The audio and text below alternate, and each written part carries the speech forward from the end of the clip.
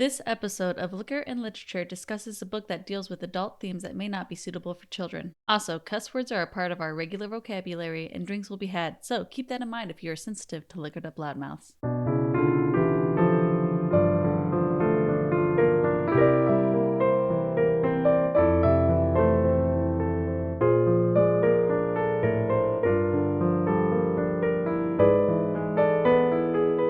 Welcome to Liquor and Literature. We are a podcast, a book club, and a happy hour. My name is Lauren. I'm Amber. I'm Sam. But if this is your first time, welcome. If it's not, thanks for listening yet another episode. We love you. Thank you. Liquor and Literature. Basically, every month we pick a book and we go over that book. We also have a drink pairing and a food pairing and an author background and a movie media adaptation of that book. So follow us on social media on Facebook and Instagram at Liquor Literature Podcast, where you will see all of the posts leading up to the episode. If you want to really do your research, follow us, subscribe, do all those things.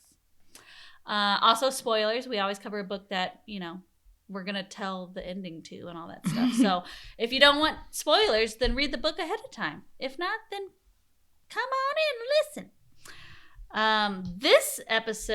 This book pick was Sam's. What did you pick, Sam? Of course, another weird one. I like the weird ones, though. It's called The Woman Destroyed by Simone de Beauvoir. She is a French writer. She's part of the existentialist and feminist writers. This is a collection of 3 of her stories, so it was kind of different from our norm. I've known about her for a long time, but I've never actually read any of her books or nonfiction or fiction books. So I was definitely interested in reading something by her, and just kind of the idea behind the collection of stories. It's just like women going through these midlife crises and the fallout from such thing and the expectations that women have set upon them. And I thought that was even today is a very normal thing in society. As I'm slowly making the descent into middle age myself, it's like, oh, I can kind of see where they're coming from, but not at the same time because I've never had children, or been married, therefore. Well, and also middle age back then, I think, is a little slightly different from middle age now, because I really don't think 40 years old is middle aged anymore, honestly. I wouldn't say that either, but like I would agree with it. Probably would be younger. Yeah. I don't know, because like I've seen so many things say that like, oh, you're 40 and you're single and you have a cat, you're useless as a woman. And I'm like, it's like, that's what I am. You have low value. And I'm like, so is everyone else. Yeah. Like, those stereotypes are still there, unfortunately. Yeah. It's like, well, guess what? I also have not your ass to deal with. So Exactly. Or kids that I have to deal with. Right. So fuck you. I'm, not doing so bad, I think. These were written in like the 1940s, I think, or 60s. I think this was like 60s. 60s, yeah. Late 60s. But, they are in some ways dated, but in a lot of ways, I was able to relate to these characters. Yeah, 67 was when it was originally printed. I think they stood the test of time in ways. I think that goes to show you that while things do change, that, Not much. As humans, we don't really change all that much. Yeah. Yeah. Exactly. Unfortunately. Yeah. But that's why we have people like Simone to write these great books for us to talk about on our podcast. Yes. All right, Sam. Why don't we go on to the drink pairing, the cocktail? All right. So this one I'm calling Feminine Rage. Very apropos. Yes. So it's like a fun, frothy, pinkish coral color. It's very pretty. Yes, with a little broken heart garnishes on top. It's so cute. But it's bittersweet. So the first initial drink, you get some bitterness. And then the rest of it's kind of like a sweet finish. It's nice. I like it a lot. Yeah, very interesting flavors for sure. I was like, oh, what is this? So the flavors I went with actually are all very feminine too, if you kind of think about it. I have Aperol, I have a hibiscus and berry gin, and a lavender simple syrup. So like pretty, like soft, fancy, girly spirits, if you will. Hey, they kind of match the cover of the book too. Kind of, yeah. The book is a pink cover. Very pink. Yeah.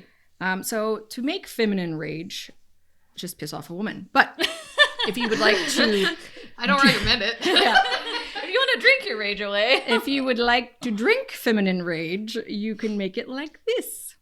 It's 1 ounce of Aperol, 2 ounces of McQueen and the Violet Fog Ultraviolet Edition gin, and that's a hibiscus berry flavored gin. 1/2 ounce of lemon juice, a 1/2 ounce of Collins lavender simple syrup. You can make your own lavender simple syrup as well. You don't have to use Collins. And I would say about 10 dashes of fee foam. If you can't find fee foam, you can use just egg whites and a little bit of a solution, just like maybe 2-3 drops from an eyedropper. It doesn't have to be a whole lot. It just helps kind of activate the proteins in the egg whites to break down. So you put all of that into a shaker without ice. But actually, before you do all that, you want to put ice in your glass to start chilling it, because you're not going to put ice in it afterwards. I have a question though. What is fee foam? Now, god dang it, I haven't even looked at the ingredients, so I don't entirely know what it is based on, but you could also... I never heard of it before. Yeah, it's just like a non-alcoholic, non-egg, egg white alternative. If you are vegan and you can't find it, you can also use aquafaba, which is basically the juice you drain off a can of garbanzo beans or chickpeas, whichever one. Oh, okay. yeah. And you nice. just- I love me a garbanzo bean. Like put a milk frother in it and just, you know, then you got some frothies. Nice. Some frothies. So you'll chill your glass first with some ice or put it in the fridge. That'll work too. Then you'll put all the ingredients into your shaker, except for our garnish, which is cranberry bitters. You will shake the shaker with the ingredients without ice. Oh. Yes, you have to do that or it's not going to get foamy. Oh, okay. Yeah, it activates the proteins Interesting. and they start breaking down and it creates the foam. So kind of like if you were making a meringue. Just pour that straight into your glass. Don't strain it because then you'll lose all your foam. Yeah, you don't want to do that. You just work so hard to get it. Yeah, like you have to put like 10 dashes of this fee foam in there. It's ridiculous. I didn't realize it was going to have to like be that intense. If you use an egg white, just use 1 egg white. That's all you need. Just 1. Which I used to think drinks with egg whites were weird and I didn't want to ever try them. And then I tried one and I was like, oh, They're so good. it's delicious. Yes, I love them. What They do make I you know? feel fancy too. They do. Yes. It's like breakfast in a cup. Kind of. Yes. But fancier. Yes. And then just for a garnish, all I did was I put like 4 nice drops of the Fee Brothers cranberry bitters on top of the foam. And then you can run a skewer in the middle of the drop and kind of make a long tailed heart. So there's 4 of those around the top of the glass. Oh, let's see.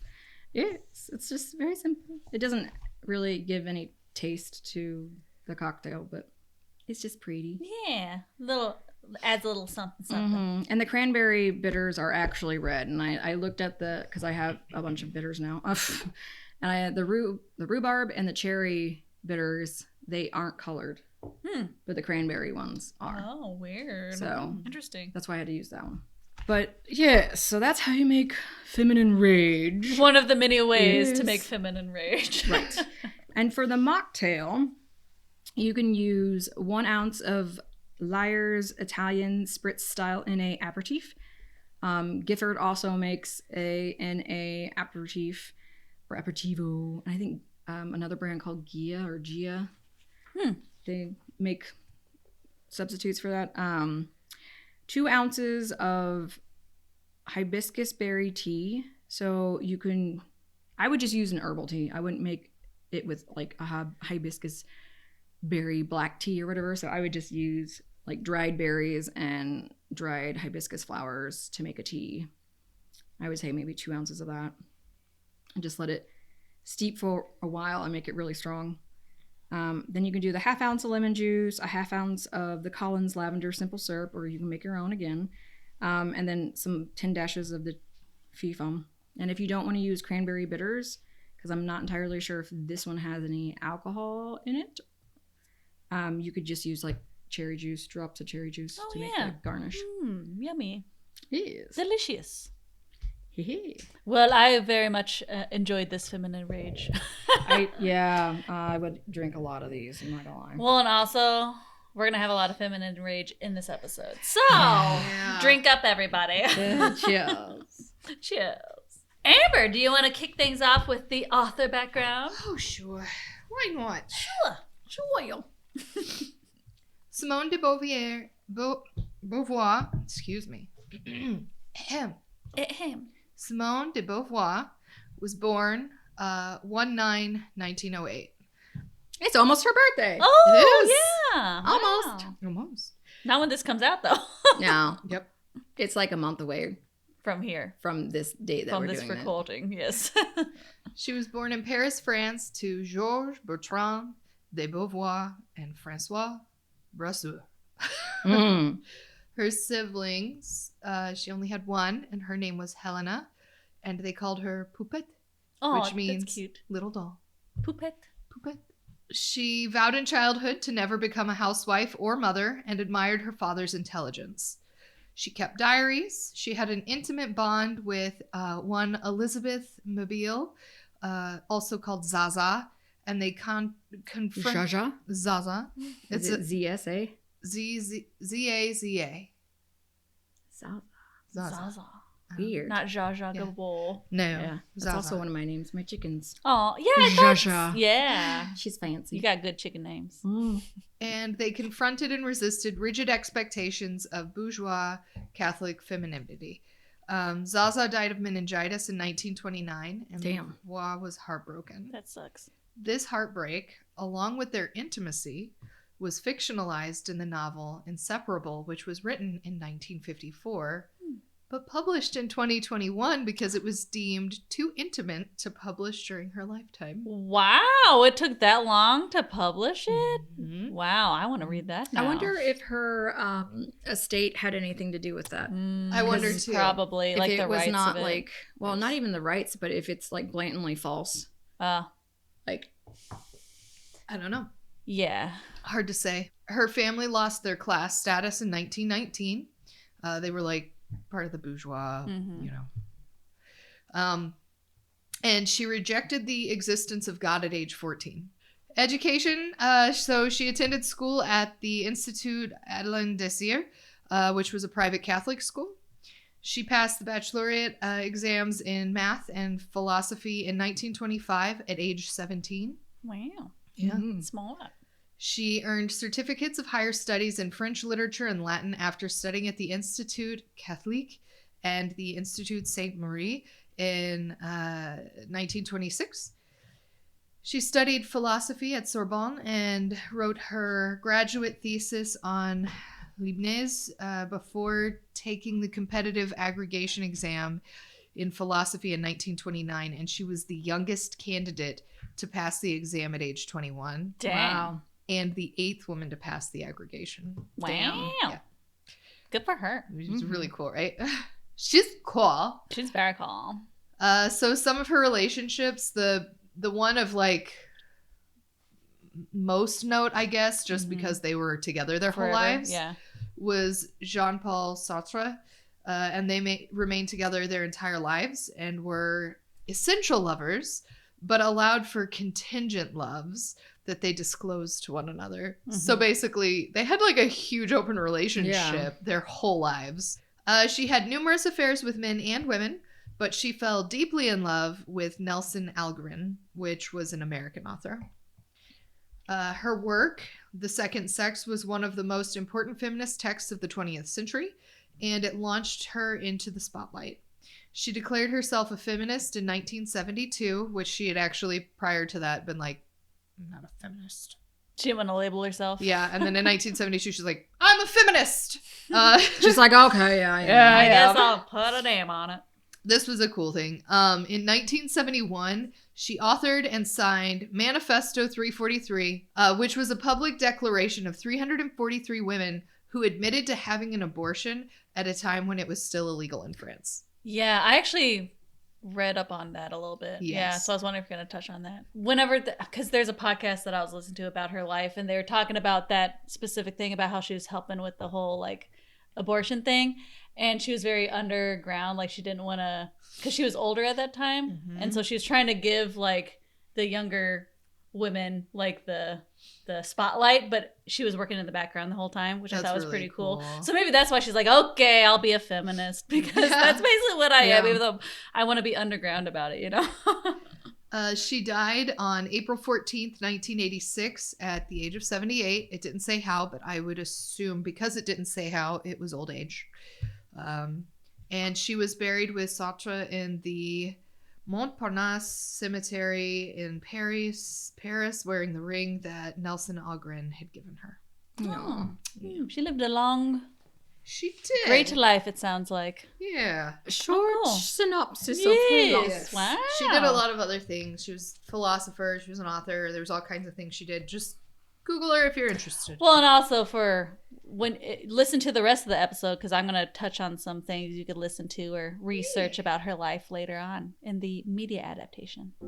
Hey everyone, this is Lauren from the future, coming in hot just to add a little bit more context to Simone's life. In the process of writing the author background post for social media, I dug up some information about her that is not very great. Apparently her and Jean Paul were pretty predatory in their endeavors to find sexual partners, a lot of those being younger women who were coerced into having relationships with them. Simone also got suspended from her teaching position in 1943 after being accused of seducing a 17-year-old student.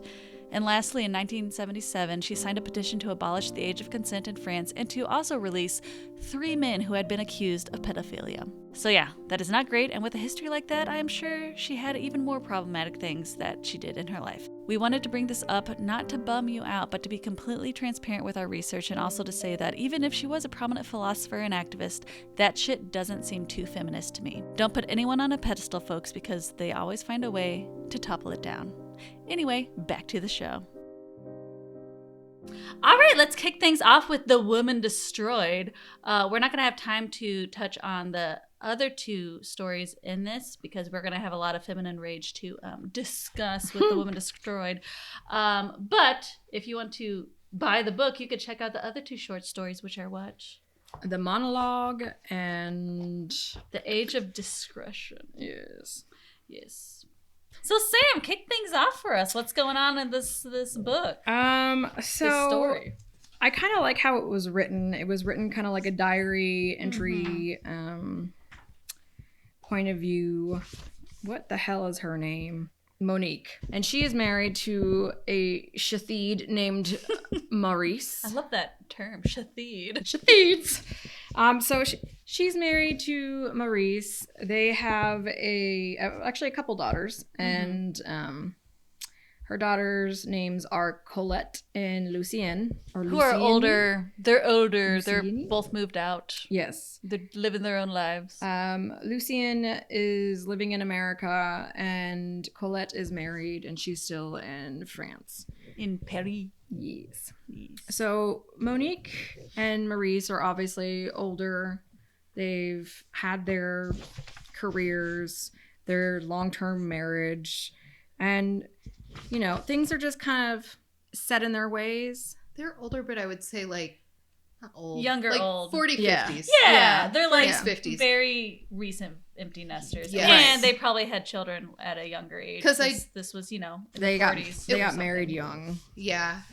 So she's just kind of like in the beginning talking about just her life in general. So one thing that I want to call out, because it's going to circle back to the end of the book, Yes. is there's a part like within the first couple paragraphs, she's talking about how like Maurice is off on business and both her daughters are living elsewhere, and she's kind of content with like being by herself, and just like being carefree. She's like, my freedom makes me 20 years younger, so much so that I closed the book I began writing just for myself as I did when I was 20. So she's basically she's like, oh, I forgot how freeing it is to like be by myself. And then whenever Maurice is supposed to come home, he's not home that evening. And I feel like she kind of tried to talk herself out of feeling suspicious.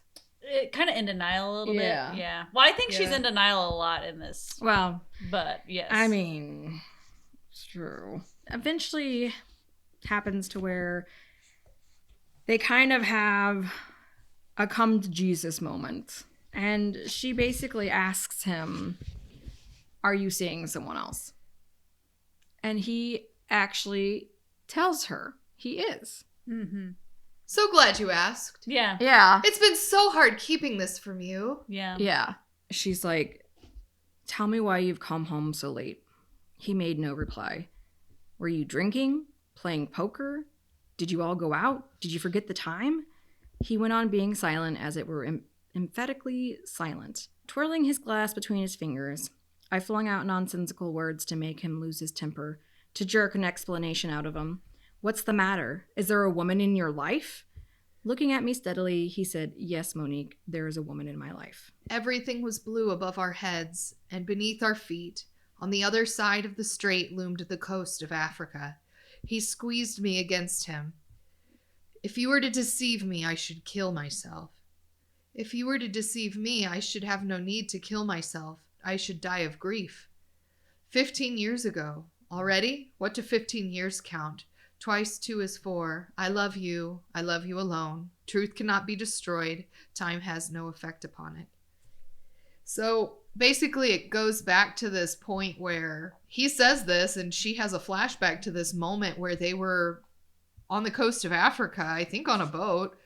And he said, "If you were to deceive me, I should kill myself." And her response to that was, "If you were to deceive me, I should have no need to kill myself. I should just die of grief." Mm-hmm. But he made the initial statement. Yeah. Mm-hmm. Which, And I think that's what's important in this yes. piece to me was Yeah. he made the comment, I'll kill myself if you lie to me." But how often have people heard the, "Oh, if you leave me, I'll kill myself," just to get someone to stay? And it's not such like a shitty fucking thing to do. it is, and it's like they never end up doing it anyway. But like it's such a manipulative manipulation tactic. Yeah. Yeah. And Maurice is a very manipulative little turd Yes. in this. Yes. Yes, For he is. sure. Yeah. So I think part of me wants to think, okay, yeah, he's emotionally attached and it would be upset, but also part of me is like, well, is he just saying that to manipulate her? Whereas she's saying it back to him and it's like, well, I would just freaking keel over and die. I wouldn't need to kill myself. Like, if you lied to me about, your love and whatnot. Well, and also I think, this is one of many examples of he says something to get her to say something that he wants her to say. Yes. Like, and it's so fucking manipulative. And this is one of those examples where he's like, I'm going to say, I'm going to kill myself so that I get you to say something that's going to fluff me up, And she obviously puts more meaning behind what she says than he does. Yeah. Yeah. I think there's two sides of the story. I think that we're only getting one perspective, but the perspective that we get, I think, is pretty... It's pretty telling. It's pretty telling as to who's the bad guy. I feel like Maurice is actually a very generic man. Oh, yeah. No, incredibly. he's a very, everything he did was not surprising. No. It was like, oh, of course you would do that. Oh, of course you would do that. You weak little man. Of course you would do that. Like, you hear about this shit all the time. And I was just like, And then, but the way that she dealt with everything kind of made me sad. So I'm like, oh, you are not helping yourself. But we will get into it. Yeah. So after that flashback, we go back to the conversation and she's asking him who it is. And this is when we find out it's Noelle. Noily. Noelle. Noily. Every time I read her name, I'm like, I don't know how to say it. I thought it was Noelle too. No. Noelle. The only reason I know is because I listened to the book on tape. Goyard. Who is it? Noily Gerald. Noily? Why? He shrugged. Of course, I knew the answer. Pretty, dashing, bitchy, available. The sort of adventure that has no importance and that flatters a man. Did he need flattery? And then he smiled at me. I'm glad you questioned me. I hated lying to you. Yeah, he's such a little bitch. He is such a bitch. And it just pissed me off. That was the thing that I think pissed me off so much about the whole conversation. I'm like, oh, okay, well, I mean, I guess at least he was fucking honest about it. And then he's like, I've just hated lying to you. Fuck you. But he's not honest about it because she He's asks not. him how long, and he tells her lies. when you left me last at Mougin or Maugin, and he went on his business trip, and she's like, so 5 weeks, but it's actually way longer than that. Yes. But she doesn't find that out until much later. Yes. Well, and then they continue having this. I highlighted some like "fuck this guy" quotes. So there's they're having, like throughout this whole book, I'm like fucking love you, Lord. underlining all this. I highlighted some "fuck this guy" quotes. He's just being a little twerp. So like, okay, so they're having this conversation after she finds out who it is, and then she says, "Why didn't you tell me right away?" And he looked at me shyly, and with sorrow in his voice, he said, "You used to say you would die of grief." One says that. One says that. So it's like he's putting himself on this pedestal of like, Yes. oh, well, like him being, I didn't want to kill you. Yeah. He's being like, I'm being a better man by not telling you. Because I am on this high pedestal. He puts himself on this like fucking high pedestal that he's not on. And she's like, no, I did not literally mean that, you fucking twat. Mm-hmm. Yeah. Obviously, you didn't, so I sure as fuck don't need to do it. Yeah, and then on the next page, she's like thinking to herself, and she said, he lied to me. I had said I should die of grief, yes, but he had made me say it. He had been more eager than I in drawing up our pact. No compromise, no deviating. We were driving along the little road at Saint Bertrand de Combremere, and he pressed me.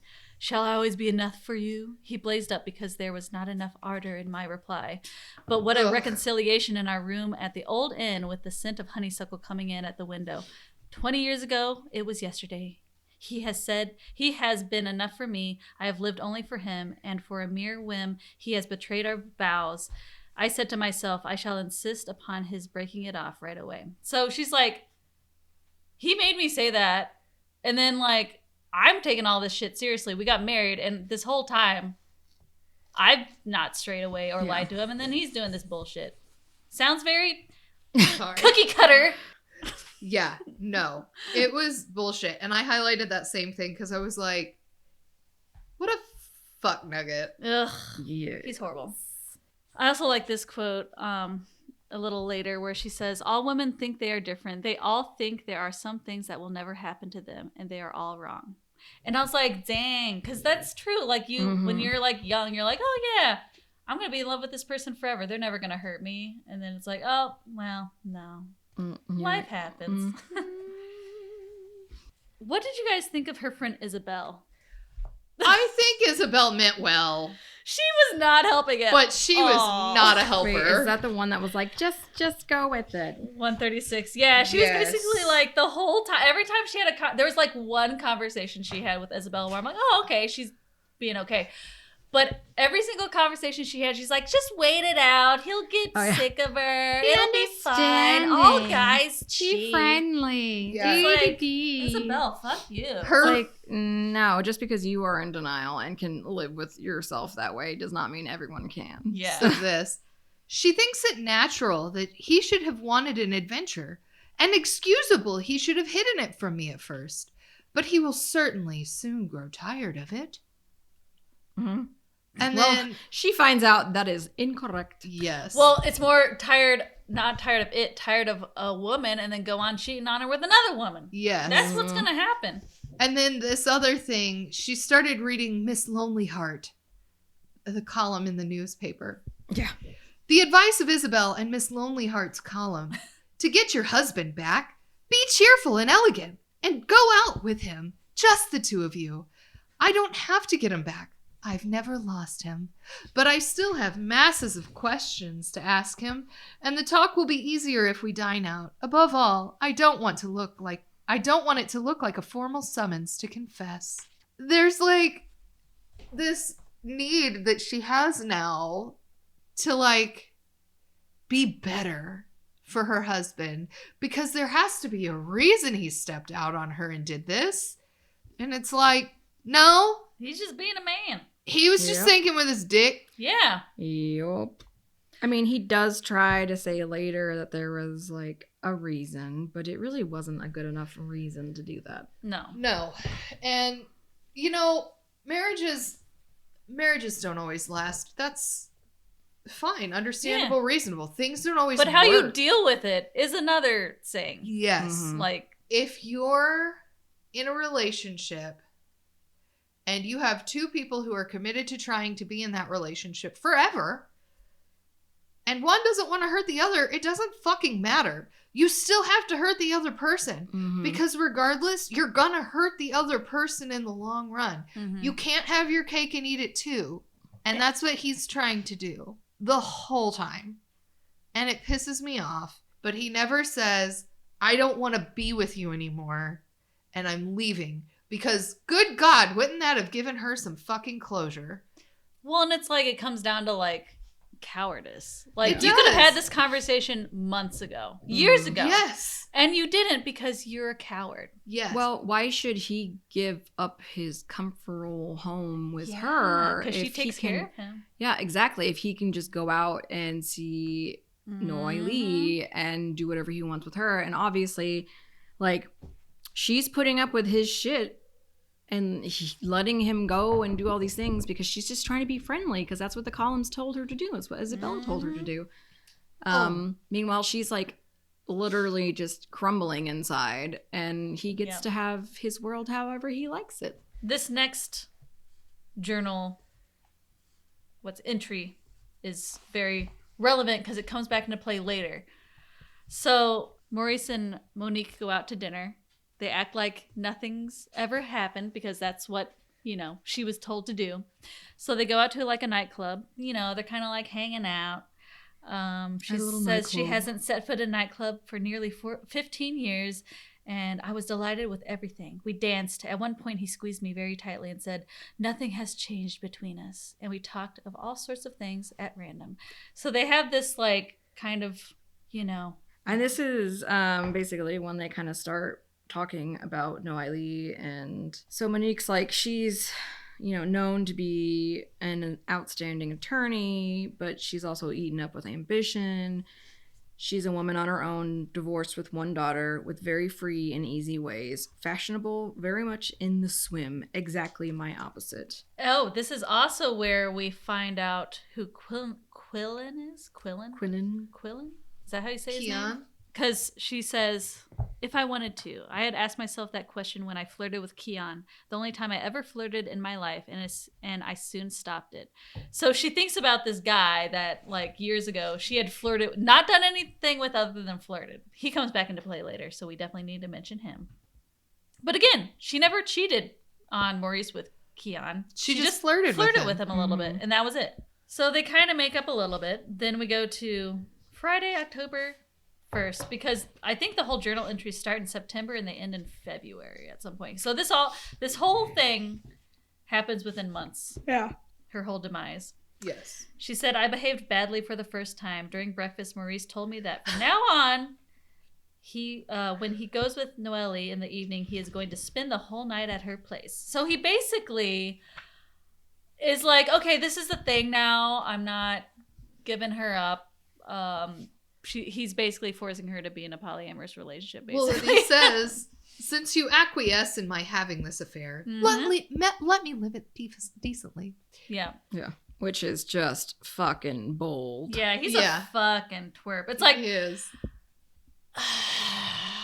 It's like, since you've been so polite so far, since you've been the good, quiet little mouse of a wife so far, you will continue to let me have this. well, and think about the time. Okay, it's the 60s. It's the 60s. So, like, divorce probably still wasn't, like, a big, like, it's starting to be Yeah. more, but, like, I mean, still taboo.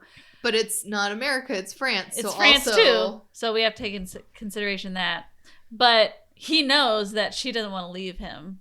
Yes. Even with this, she wants to stay as is. So he's like, okay, well, maybe I could get away with this. That's exactly what it is. Yeah. Yep. How far can I push you to get what I want? Exactly. Mm-hmm. She keeps trying to tell herself that he's just going to get tired of her and the whole Yep. thing. And it's just, you know, It's sad. it's not going to happen. It's not working. It's Well, and the thing Yeah. that, like, pisses me off, too, in this is the use of language here. I behaved badly for the first time. Girl, your husband's cheating on you. You didn't behave badly. You Yeah. called him on his shithead behavior. I know, Yeah. It's like you You spoke up for yourself. not in the wrong at all with this. Yeah. Yes. And she's like, well, if you actually do the calculations, if the actual number of hours is counted, all right, he is more often with me. But during a great many of them, he is working, reading periodicals, or else we are seeing friends. When he is with Noailly, he gives himself entirely up to her. Mm-hmm. So basically, if you look at it that way, he has just as much time with her as he does Noailly. But Noailly's is actually more... He's like actually focused on her and spending Yeah. time with her rather than like reading a book and like, Right. you know, It's more watching- quality time. Yeah, That's what it is. exactly. Yeah. Yes. Yeah. And that gets brought up a couple times too. Later, like she's like, he would never go out to this fancy restaurant, go to this nightclub or whatever. Yeah. Like with me, like he's doing all these things with Noelle that he wouldn't do with her. Uh-huh. It's not something that he would morally approve of. Is another part of that, is what she keeps saying. She's But I like, think it's more a jealousy thing. It's like, what the It fuck? is. He's like going all these places that he would never go with me. Like, what the fuck? Yeah. and it is a jealousy thing, I think. And it's Yeah. not, that's one of the things I did want to talk about, is she's really critical of Noailly. And I Mhm. get it. That's the other woman. But also, she didn't break a vow to you. Yeah. He did. Mm-hmm. So, But the problem here is Noailly knew he was married. he did. Yeah. And she did. And that's one of the things So she's still in the wrong. from what I read initially, is it sounded like she brought her daughter in for like a check-in for, I think, anemia, if I remember right. Some kind of Yeah. patient Something thing. like this. Which is also not good. Like, he's literally... sleeping with his client's Yeah, mom. that's yeah, not good. Not good. But it sounded like it was an innocent enough thing. Maybe she didn't know that he was married at that time, and they got together, and then later she found out. Mhm. And by then she was attached, and that's still not right. I feel like though, like they had knew each other like previously through society as well because of the doctors and stuff that he works with for their research. Maybe. It seemed like they already kind of knew of each other. Mm-hmm. So maybe. Yeah. No, It's I think just she's hard to still in the say. wrong. The thing is, though, in any kind of cheating thing, it's like easy to go attack the other woman or other man or other whoever, Yes. because it's like they're the one I don't know as well. They're the one that's not Yes. mine, quote unquote. Yes. But that's the easy target. But it's like, no, if you really think about it, they might be definitely in the wrong if they know that Yeah. they're actually the other person. Because Yes. in a lot of times, they don't know. But it's... I think she knew. But it's just so hard to like break that personal, like, oh, well, it's the I can fix them thing where it's like, okay, well, if I get them out of our lives, then it'll be better. It's like, no, the problem is living in your house. Yeah. The problem is coming from within the house, not Yeah. the other the person. goal is in the house. Yeah, and like Yeah. it's so easy to say, but then when you're in that situation, it's so hard to actually. I think in her Noelle's situation, Noailly, yeah. she knew. Yeah. I So think she's she did definitely too. in She's the in the wrong. wrong too. It also comes up, and I don't know, obviously it's from the perspective of Monique, but it also comes up Mhm. that she has done something like this previously. Noelle. Yeah. Yeah. Because, like, as soon as you found out, if she hadn't known previously that he was married, then okay, I'll give her some grace. But, like, it seems to me that she did. Yeah. And So she's being a little twerp too. yeah, and then even if she didn't and then found out, she still stayed, still entertained it. Yeah. That's not right. That's not right either. It's hard to say though too, because it's like Is it hard to say? it. I feel like that's pretty black and white. Yeah. Okay. You're on your own right here, Amber. No, but here's why I'm thinking this. Here's the other side of that is he's really good at lying to his wife of this many years. How good is he at lying to his mistress of not that many years? I don't think we're supposed to know her side. I Yeah. don't I think feel we are like we're looking either. at this like there's so many dimensions. Yeah. There is one dimension. It is a woman's In this book. diary. Yeah, it's the Yeah. woman being destroyed. I know. And I just want to point out, I guess, for me, the purpose of this is she's really angry at the wrong person. She can be angry at Noailly too, and that's fine. That's reasonable to be angry at Noailly. But I feel like she takes the brunt of it out on Noailly Mhm. when she should be taking the brunt out on Maurice. Well, and in that regard, I think it's a lot harder to put the complete blame on someone you've invested so much time in. Yeah. Oh, I agree. Mm-hmm. And like, it's a denial thing. You don't want to be like, Yeah. oh yeah, they're totally a piece of shit. Like, I'm going to have to do all this restructuring of my life because that's terrifying. Yeah. Yep. Like, But when you actually do it, damn, it feels good. it does. And yeah. actually, there's a pretty good quote about that a little later that we'll talk about. But yeah, it's so But hard. yeah. It's like when you're in that situation, it's so hard. But once Yeah. you get out of it, you're like, woo, I'm so glad I got out of that. Yeah. And like, am seeing clearly now. I don't think she's not mad at him. No, I think she's mad at him Yeah. too. I just don't feel like she's got enough fucking rage at him for it. I have something to say though. Say This it. book is literally just 3 months of her finding out. Oh, I know. And figuring and whatever. So who knows what the next book would have said? Like she might have like Come to terms with it. come to terms with it later. Maybe. You know? Like this I is mean, I know literally like that's something. the fresh cut. You know, It Yeah. does. in pages that we don't have. Yeah. Yes. So this is after like Maurice is like basically saying, I'm gonna be with her no matter what. We're basically gonna be in a polyamorous relationship. Mhm. So she says she's like thinking about them being together, and she's like, they're in their pajamas, they're drinking coffee, smiling at one another. There's an image that hurts me. When you hit against a stone, at first you only feel the impact. The pain comes after. And then a little after that it says, my heart is being sawed in two with a very fine tooth saw. And I was Yeah. like, dude, that's so visceral and Yeah. so like I liked that one a lot too. realistic. Because it's like, oh Yeah, because that image in her head is so intimate, and it's what they would have been doing. And it's like, how dare he share that with someone else? yeah. You know, I earned that. I've been with him through thick and thin for so long. Like, how dare another woman come along and take that from me? Yeah. And I think that's what part of her rage is too. Not necessarily Noelle herself, but that being like replaced. Yeah. Anyway, one of his like fellow coworkers called the house asking where he was at, and she was like, basically like, "Oh, I thought he was working," and he's like, "Oh, never mind." Basically. Yeah. So that's when she's like, "Oh fuck!" Like he said to me that he was working late, but he's obviously with her. Mm-hmm. If he's not telling his coworker where he's at either, and saying that he's at work, you know. Yeah. Well, then his coworker tried to cover it up for him. Yeah. Yeah. And was like, oh, well, you know, what I Stumble mean around, is I yeah. was supposed to go, but I have a cold. And so I thought he maybe had gone home already. Mm-hmm. I'll call him at the lab, like trying to make it seem like he was actually at the lab, but he was obviously not. Monique confronts him about this, and he gets all like indignant about it and like defensive. This And was one of the because times that I she was really catches him in proud a of lie. her. Yeah, she Mhm. catches him in a lie, and he's like, "Oh, Yeah. No, of course not. I was at Noelle. She begged me to go. Mhm. And then she's like, well, you stayed for 3 hours. Do you often go and see her? And then when you tell me you're working, what do you mean? It's the very first time, he cried. Mhm. It's once too many. And what's the point of having told me the truth if you're going to go on lying? Which is a fucking fair point. Yes, Just basically tell me the fucking truth. Mhm. God, Yeah. that pisses me off. Well, at this point, it's like, why not? Because she Yeah. already knows about her. yeah." Exactly. What's the point in lying other than to just go and hurt her more? Again, it just shows how much of a coward he is. He's so Yes. fucking He's selfish. He's such a fucking weak ass He fucking is. asshole. And then he says, you're right, but I didn't dare. I really did react at this. All the anger choked back, all those efforts to keep up the appearance of tranquility. Didn't dare?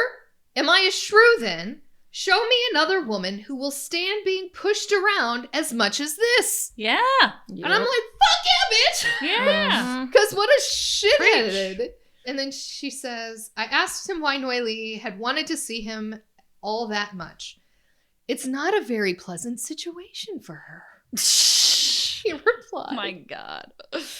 Anger seized me again. That's the limit. She knew I existed when she went to bed with you. So yes, she knew. And Mhm. yes, Sam was right. And sorry, I was trying to make a case for Noelle, mostly because I just really struggle with the let's attack the other woman just to attack the other woman. But if she knew, that's a different Amber's story. admitting Yeah. her faults. Yeah, yeah. And I was like, no, fuck this bitch. She knew. Yeah, if we she both knew. were like, nah. Yeah, that's the thing. If you know that somebody's in a relationship, That's not good.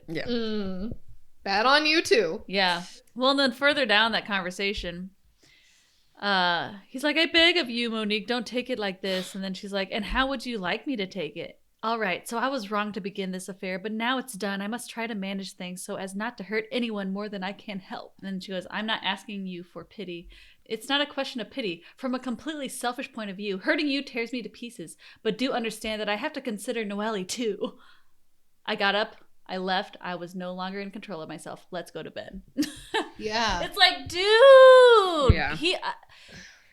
Well, How does he have the audacity to do this? I feel like at this point, Fuck this it's a guy. turning point for her because she's starting to realize, like, this is ridiculous. Yeah, Like, it is. It's coming to a head, and I mean, there's still lots left, but like, this is the first initial step, and she does kind of come across as it's either her or me, but she can't actually say that because she knows she's not going to accept that. But at the same time, she goes, the bitterest thing about it is that Marie scarcely seems to be grateful to me for it at all. I believe that with that splendid male illogicality, Wow, that's a word. he holds me responsible for the remorse he feels, holds it against me. Mm-hmm. Should I be still more understanding, more detached, more full of smiles? Oh, I can't tell anymore. I've never hesitated so long about how I ought to behave. She still doesn't have the strength for herself to leave, even though she wants to be that person. She still doubts herself a lot. Well, I think there's pain in that question of it's either her or me if you know the answer to the question. Yeah.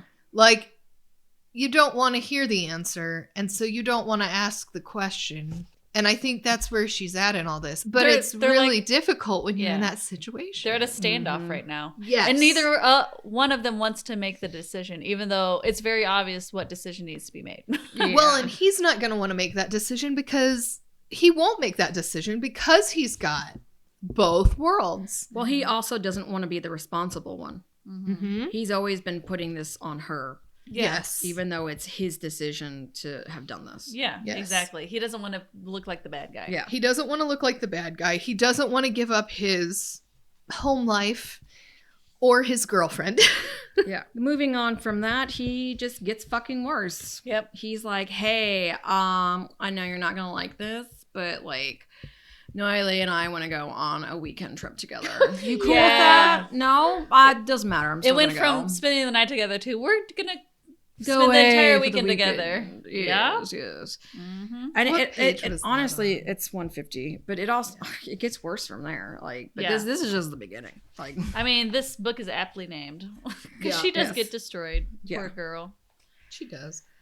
Yeah, because that was really fucking stupid, too. He's like, yeah, I'd like to go on He a- just takes advantage of her every Mhm. step of the way, Every and then time. acts like he's the one that's the victim. yeah. Yes. And then also acts like a giddy little schoolboy, like going off with his girlfriend in front of her, and then is wondering why she's fucking pissed. Yeah. It's like, well, maybe you could be a little bit more delicate. If you're gonna fucking do this and be an asshole and continue to carry this on, maybe treat her with a little bit more respect. Mm-hmm. Uh-huh. Especially as respectful as she's being about it. Yeah. Because, man, she's being She's trying real hard. awfully fucking cool about this. Yeah. Monique has been talking to her friend Diana. Oh yeah, we gotta talk about Diana. So she's the gossip. She knows Yes. all the deets. So we got Isabel, who can't do any, like, can't have any She's just stage advice. Just ignore it. It'll be She's fine. not Yeah. great. And then we have Diana, who just gossips, not willy nilly, not knowing if it's even true or not. Yeah. Yes. She's So- like, so I heard the tea. Yeah. So she doesn't have any good supportive friends No. No. in her corner. And basically Diana's like, oh yeah, she like pretended that she was the head of this big attorney case, but wasn't actually, and blah blah blah. She's just putting on airs and making it seem more important. And then she's talking about how Noelle like goes and steals like other attorneys' clients and Yeah. stuff. Which isn't good. Which is not a good look. You don't do that Mhm. shit. It's kind of like if you're a doctor, you're not like trying to poach somebody else's patients. That's fucked up. Well, and also how she like neglects her kid or something. Supposedly, yeah, Supposedly, that too. And yeah. it's like, okay, but her daughter's 14 and her daughter maybe is just 14. Yeah. Like, it's like, is she being neglected or is she a 14-year-old who says her mom's neglecting her? So Monique goes to Maurice to like talk to him about like, hey, I heard this like shitty shit about Noelle. Noily. And he's on the defense right away. I can hear Diana from here. She loathes Noily. He's just like all pissed off that she's talked to her at all this. Well, what has Diana been telling you? You'll tell me it is mere spite, that's for sure. Women who do nothing cannot bear those who work. Mm-hmm. I've never known a single woman in my entire life, I don't think, who did nothing. Do you guys know any women who do nothing? Yeah, that whole thing is ridiculous. Yeah. It's like women that are like stay-at-home moms, that's like a 24-hour job. Yeah. Oh my God. It's ridiculous. And it's like he said that just to hurt her, I think, too. Mhm. And there's a lot of resentment in that because she's been a stay-at-home mom her entire time with him. Yes. He's been the one that's been working. He's kind of had to, like, he asked her if she would maybe get a job. She's like, no, I don't really want to. So he's holding it over her head Yes. and making her feel like shit for doing that, even though being a mom, a full-time mom, That is a fucking job. Fucking 7 job. Yeah. Well, this also makes her feel more like shit because Noelle, Noily. whatever, bitch, has a full-time job. And so it probably makes her feel like shit because she's like being compared to her. Yes. You know? Well, then it goes on to say, it says, Maurice, the remark surprised and wounded me. Maurice thinks it right that a woman should have a calling. He was very sorry that Colette, their daughter, chose marriage and being a housewife, and he even rather resented my not having dissuaded her. But after all, he does acknowledge that there are other ways in which a woman can fulfill herself. He never thought I was doing nothing. On the contrary, he was astonished at the thoroughness with which I looked after the cases he told me about, while at the same time, I looked after the house really well and took great care of her daughters, and that without ever appearing tense or overworked. Other women always seemed to him either too idle or too busy. As for me, I had a balanced life. He even used the word harmonious. With you, everything is harmonious. I find it absolutely intolerable that he should adopt Noailles' scorn for women who do nothing. Yeah. So he's like being contradictory on his words. Yes. Yeah. Like that's gotta be so frustrating. Mm-hmm. It's like, well, it's just showing her too that she never really knew who he was because he only showed her this facade. Mm-hmm. And he's so easily swayed by a set of tits, I guess. yeah, Yeah. basically, yeah. So I don't know if is this the same weekend? So you know how he was like, I'm gonna spend weekends with Noelle, and then there's a journal excerpt on October 27th where he's like, I positively cannot leave Paris this weekend. In other words, Noelle is against it. So basically, he said that he was gonna stay with Noelle longer than he wanted to. Is that what that's saying? I think they were supposed to go do something. And That's what it was. Yeah, and he had to cancel his plans because Noelle like refused it. Yeah, so that's what it was. Yeah. Yeah. It's like if you're actually okay, this is what pisses me off. There's a lot of things that piss me off. But it's like if you're actually in a polyamorous relationship, that takes a lot of fucking work because you have to balance all of their emotions, all of the people's schedules, all the things. Yeah. This is a prime example of someone that doesn't know what the fuck they're doing and trying to take advantage of that and like not thinking about anyone's emotions except his own. Yes. Fuck this guy. Yes. Except don't. Mm-hmm.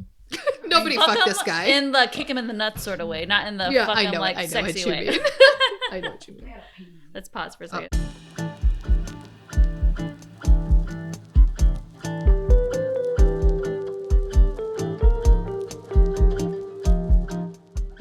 This part's sad. So Maurice and Monique are together, and Monique like tries to, have she some like kind tried to touch his chest. try to have some kind of intimacy with him, and he turns her away and is like, "Let's just go to bed," and that just broke my heart. Well, he like jumped up and acted like her touch was like fire almost.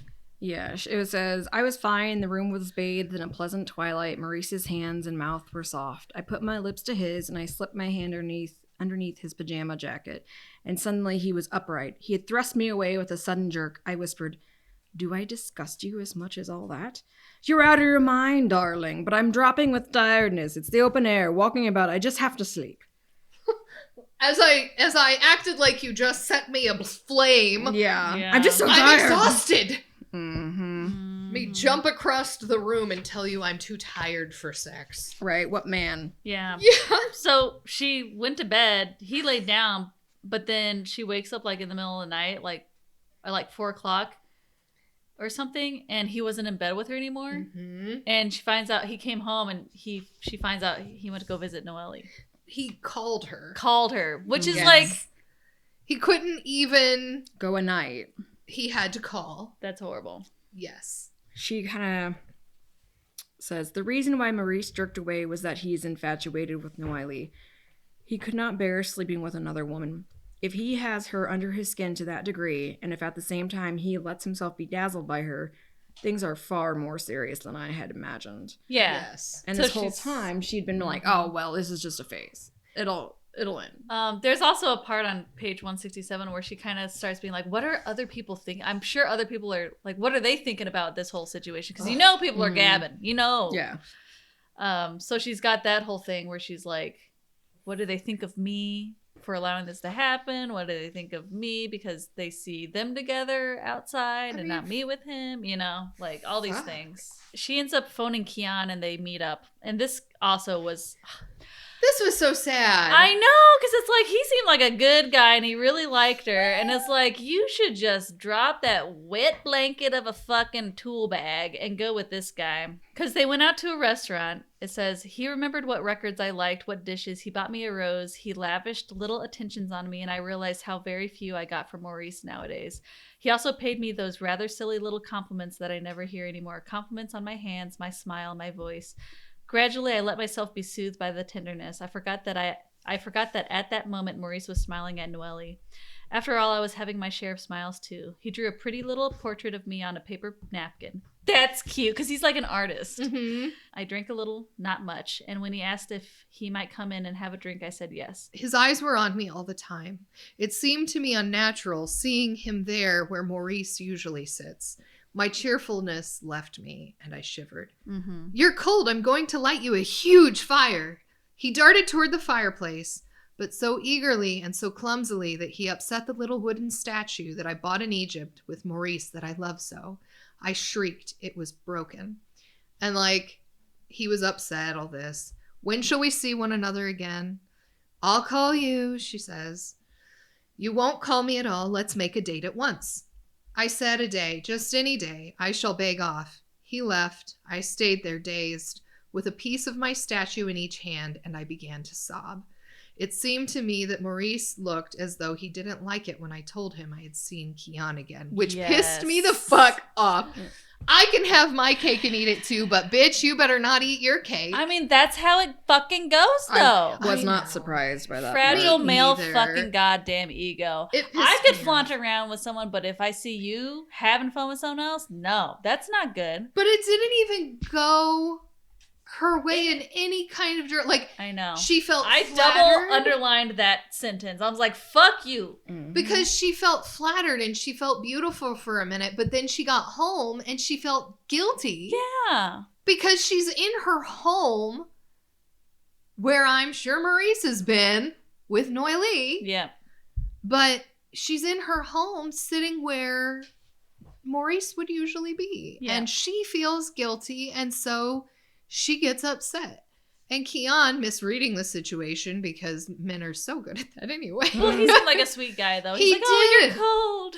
jumps Yeah. up to try and make sure that she's taken care of. He's trying to address a need that he doesn't understand what the need is, but Mhm. he thinks he's trying to address this need, and he breaks this statue. And I think that statue is very representative, Symbolic. of course, of her Mhm. marriage. And I think this is the point where she realized that it's probably really irreversibly broken. I don't think it's that. I think the metaphor of the statue is her. You think it's about her? Yes. Oh, instead of their marriage. Oh. Yeah, because- Well, I like it is that called thought, The Woman too. Destroyed. Well, it says, "We bought it together. It was filled through and through with loving kindness and with the blue of the sky. It stands there, naked, desolate. I take it in my hands and I weep. I can no longer put on the necklace that Maurice gave me for my 40th birthday. All the things, all the pieces of furniture around me have had their surfaces taken off by some acid. There is nothing left of them but a kind of heartbreaking skeleton. Mm-hmm. So to me, it sounds like that is a metaphor for her breaking apart and then she's slowly putting herself back together because everything has been tainted by this. Okay. I like that thought. I like that a little bit better than I can still make this shitty marriage work. Yeah. I like that a lot better than I can still make this shitty marriage work. She needs to run away with this Keon guy. He seems nice. I mean, even if she doesn't run away with Keon, she just needs to get the fuck away from Maurice. And, like, let her be happy with Keon for a minute. Because I don't feel like that was going to be a lasting relationship overall. But I think he did seem to care for her and didn't seem to be, like, a toxic asshole, though. No, it just seemed like, I don't know. It seemed like one of those relationships that you have whenever you're trying to get through something. But I think that it was sweet. And I think he had good intentions. So she finds out that Maurice and Noelle have actually been seeing each other for a year. Yeah, longer than what he admitted to. Months. Yeah. Mm-hmm. And she starts kind of like checking in on him, seeing if his car's at work. And so spying on him, basically. Yeah, basically, because she knows she's come down to that because he doesn't tell her the truth. I get it. It's not going to help the situation, but I fucking get it. Yeah. On one of her spying trips, she finds that his car is not at the lab. Mm-hmm. She finds it at Noelle's apartment. Mm-hmm. And she's sitting there like looking at it, and she's like, I told myself he's lying so as to ease things for me. If he eases things for me, that means that he values me. In a way, it would be worse if he were quite brazen. I had almost succeeded in convincing myself when there was another stab at my heart. They came out together. Yep. So they went and to a cafe and whatnot. And so later on, that quote killed me. Yeah. She basically calls him out, and he said that he had been going to the laboratory, and she asked, really going? He's like, yeah, of course. She's like, on Saturday, you were at Noelle's. He looked at me with a coldness that was even more terrifying than his anger. You were spying on me?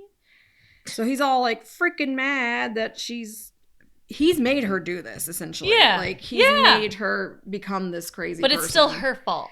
Exactly. And it's this guy. Always going to be. We should have a drinking game for how many times I say, fuck this guy. Because it's true. Yeah. Fuck this guy. But it's like, and then she's like, there were tears in my eyes. It's a question of my life, my happiness. I want the truth. And you go on lying. Mm-hmm. Well, I'm like, I can't tell you how frustrating that is to be, like, I know you guys probably know, to be in the situation where you're like, just fucking say the thing. I know the truth. I've looked at the truth. You need to admit it. Yeah. Just tell me the truth but so that I can move on. To do that. Nope. Yeah. Oh, it's too small of a person. Fucking frustrating. It's like, just say the fucking thing so we can move on with our lives. And I think that goes back to just one, selfishness and emotional maturity. If you're not even capable of actually taking responsibility for your own actions, then you're not emotionally mature enough to be in a relationship with anyone. Yeah. Yep. I agree with 100%. that. Maurice used to be touched by all the little things I did for him. And now I am neglecting him. I spent today tidying our wardrobes. I finally put away the summer things, brought the winter clothes out of their mothballs and aired them, and drew up a list. Tomorrow I shall go and buy him the socks, pullovers, and pajamas he needs. He also needs 2 good pairs of shoes. We'll choose them together the next time he has a free moment. Well-filled cupboards with everything in its place are a great comfort to one. Plenty. Security. The heaps of delicate handkerchiefs and stockings and lingerie gave me the feeling that the future could not possibly let me down. So she's doing this thing right now where she's blaming herself in a way of, I'm not enough, and it's my fault that he doesn't want to spend more time at home because I'm not maintaining things well enough. Let me start doing better to make sure that he has his needs met. No. Yeah. Like, The problem is It's not not you. you. The problem is him. yeah, it's not a you thing. It's not you. It's a him thing. Mm-hmm. It's just like this sick form of gaslighting where it's everything's her fault somehow. Yeah, no matter what Mhm. she does, everything's... Yes. And it just makes you start going crazy. yeah, Like, it's like you feel like you're crazy. You feel like you're the person that's doing all the wrong Yeah. things, even though you're not at all. So then we go to... They usually take a holiday in the winter. yes. And so she brings up the fact that she's like, oh, Maurice hasn't really talked about where we're going to go for the winter yet. And so she kind of brings it up to him, and he's like, I want to spend half of it with Noelle. Yeah. Mm-hmm. And she's like, what the fuck? That's my time. Like, Yeah. it went from spending the night with her to weekends with her to now half of our vacation together. Yeah. That's fucking bullshit. Yeah. Speaking quietly, he said, I want those 10 days with her. The words held a scarcely concealed threat. If you deprive me of them, I will make our stay in the mountains hell. The idea that I was going to give in to this blackmail made me feel sick. No more concessions. It gets me nowhere, and it disgusts me with myself. One has to look things in the face. This is not a mere affair. He is cutting his life into two, and I don't have the larger part. I've had enough. Presently, I shall say to him, her or me. So she's getting to the point where she's like, okay, he basically is like demanding, like, if you don't let me have this time with her, I'm going to be such a little turd on our part of the vacation. That you're That's not gonna even going to be worth happy. it. Yeah. So she's finally getting to the point where she's like, okay, I need to confront him and be like, you need to pick one or the other. I'm done with this phony poly shit. And on the next page, Oh yeah. she does. Yeah, let's get into it. Let's I'm all fired up, see. guys. Yeah. Come on now. Which do you like best, her or me? You, of course, he said in a toneless voice. Mhm. And he added, but I like Noelle too. I saw red. Admit the truth then. She's the one you like best. All right, go to her. Get out of here. Get out at once. Take your things and go. I pulled his suitcase out of the wardrobe. I flung clothes into it. Higgledy-piggledy, which is one of my I favorite loved new words. that part. I was like, I love this word. I was like, yay. Yes. Higgledy-piggledy. I unhooked coat hangers. He took my arm. Stop! I went on. I wanted him to go. I really wanted it. It was sincere. I shouted, go and join that bitch, that schemer, that dirty little shady lawyer. He took me by the wrists. Take back what you have said. No, she's a filthy thing. She got you by flattery. You prefer her to me out of vanity. You're sacrificing our love to your vanity. Again, he said, shut up. But I went on. I poured out everything I thought about Noelle and him. Well, he also brings up like how like things about their daughters and how like she wasn't good for them and like Mhm. put all these like really not great thoughts into her head that were very untrue about how she was like an unfit mother and Yeah. all this stuff. And then- Encouraged Colette to make an imbecile marriage. Yep. And it was to escape you that Lucienne left. So for 8 years now, he has not loved me, and he's been going to bed with other women, with the little Polaria for 2 years, with a South American patient that I know nothing about at all, with a nurse at the hospital, and lastly, for 18 months past with Noelle. I screamed. I was on the edge of hysteria. Then he gave me a tranquilizer, and his voice altered. I think even before that, though, it was right after he was talking about how Lucienne left. That put me beside myself. Oh, I shouted again and I wept. At one moment I said, if you think all this evil of me, how can you still love me? And he flung this into my face. But I don't love you anymore. I stopped loving you after the scenes of 10 years ago. You're lying. You're lying so as to hurt me. It's you who are lying to yourself. You claim to love the truth, so just you let me tell it to you. After that, we can make up our minds. And then it goes into the for 8 years. Yeah. And then this is his apology. Listen, I don't really mean all I have just said. Only you are so unfair, you make me unfair too. Fuck you. yeah. You are so bad that I had to be bad. No, you are the one that's so bad, sir. Yeah. Yep. Here, take I'm your gonna rip your snooze penis pills. off and shove it in your mouth. Sorry. God damn. I fucking hate this guy. I know. Mm-hmm. So she ends up telephoning Colette, who is honestly the only person in this entire book that actually gives good advice. Because I'm so happy with Colette's it's like, advice. Colette's great. I love Colette. I do too. But she's like, because after all this manipulative stuff, she's like, am I really that bad of a mom? Like, she's trying to like confirm with her daughter, like, you know, what actually did go on? Was I bad? Like, what happened? You know, what's going on? And she is more close with Colette than she is with Lucienne. I feel like she and Colette have more similarities. Yeah. Oh, yeah. Yeah. Colette also lives in Paris, so sees Yes, her they're a lot more close. than Lucienne, who is in New York. Yes. But there's going to be more like sage advice from Colette. But at the end of the conversation, she said, I think it's disgusting of Papa to say what he did to you. Yes. And I'm like, thank you. Yeah. Like, and you know that had to be hard for her because she's kind of this middleman that's like caught between her two parents. Kid. Yeah. But also, growing up, she's probably seen some other shit that her mom did not even observe, things that her mom did not observe of her dad being a little twat. But yeah, I was like, thank you, Colette, for like actually speaking truth, because throughout more of this book, I just feel like everyone else is not on her side on things except Colette. So I'm glad she's at least on her side. Yeah. Yeah, because like on 190, it talks about Isabel again. Isabel. I know. Isabel thinks, or at least that's what she says, that Maurice did not mean a quarter of what he said. Men choose the easiest solution. It's easier to stay with one's wife than to plunge into a new life. She made me telephone an old friend of hers for an appointment. This friend is a gynecologist.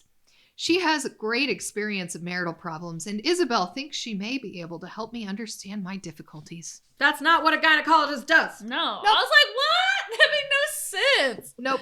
Your vagina's fine, your head's not. Actually, Right? here's what I think. Here's what I think is happening. It's just a woman doctor. It's that a woman's wellness doctor. Isabel's like, oh girl, you're just going through the change. I think that's what this is. I'd have punched Isabel in the face. Okay, I did want to bring up this though, because throughout the book, she kind of brings up memories from the past. This one is one of the ones where she's like, "Oh, he was being an asshole." Swimsuit? Yes. Yep. So she's like, "Pitiless memories." Oh, actually, I want Sam to read this because I love that quote, and then I love the one at the very end. Okay. I want you to read Get it, that. Sam. Get it. Pitiless memories. How did I manage to push them aside and take away their sting? A certain look in his eye 2 years ago at Mykonos when he said to me, "Do buy yourself a one-piece swimsuit." I know. I knew then. A certain amount of fat on my thighs, my stomach no longer completely flat, but I thought he didn't mind. When Lucienne made fun of the fat grannies in bikinis, he cried out, "What are you talking about? What harm does it do? Just because you're growing old, that's not reason to deprive your body of sun and air." I wanted sun and air, and it did no harm. And yet, maybe because of those very pretty girls who came onto the beach, he said that to me. Buy yourself a one-piece swimsuit. And I didn't buy it. So there. Yeah. I fucking love I that. love that line. So she's like remembering things and be like, "Oh, that was fucked up." Which honestly, like, that's happened with me where I'm like, at the time I was like, "Oh, that," and then I'm like, "What the fuck? How did I tolerate that?" Yeah, You know, my it's ex like, used to do that shit to me all the time. yeah, and it's like that might be like a little thing, but that's a big thing. It's a big because thing. it's an underlying issue. Yeah, he'd be like, "You're not gonna wear makeup," and I'm like, "No," and I don't You're wear a going lot out of in makeup that. anyway. Yeah, so it's like you're beautiful as is, Sam. I was You just are. like, okay. Men are horrible. I kind of want to get that tattooed on me. Men are Wear one piece- horrible. No, with that. Do buy yourself a one-piece swimsuit. So there. And I didn't buy it. So there. I fucking love that. Please do. I might, honestly. That's like amazing. Yeah, I had highlighted that too because I thought it was so funny. Oh, this quote. Okay, I forget what she's talking about, but it's the metaphor with the earthquakes. Do you remember, you guys remember that? I do not. I like that one a lot. What page is this on? 194. It's at the end of the big paragraph. The whole past of my life has collapsed behind me, as the land does in those earthquakes where the ground consumes and destroys itself. Is swallowed up behind you as you flee. There's no going back. The house has vanished, and the village and the whole of the valley. Even if you survive, there's nothing left. Not even what had been your living space on Earth. So, like, this is where she's like, my whole world is just, like, crumbling down. And it feels like that. Yeah. Because, I mean, Because you weren't expecting this. It fucking happened. It's like the rug got, like, ripped out from Completely ripped underneath out. you. It's just like, And I think as women, and I know some men do this too. So it's not like it's just a woman thing. But I feel like usually within a relationship, one person gives more than the other. Mhm. They put so much more of themselves into the relationship. So when things like this happen and it starts crumbling, you just get lost and you're like, who the fuck am I? Because you've built this relationship around believing in this person and your whole world is them. And then once they've shown that they don't really give a fuck about you, like, that's Yeah. the hard part, coming back Yeah. from that and becoming yourself again. you just feel like you're not worth anything. And then you Yeah. gotta like regain your like independence and your like love for yourself, you know? Mhm. And there's a lot of questioning of herself in this. Yeah. too. Oh, She a does lot. have a lot And of the it. people surrounding her, other than Colette, don't do much help. So this is where we get to the point where she meets with Diana again, and Diana has some tea Like, about "Hey, girl." Noelle. Yeah, let's talk about that. They sipping some tea about Mhm. Noelle.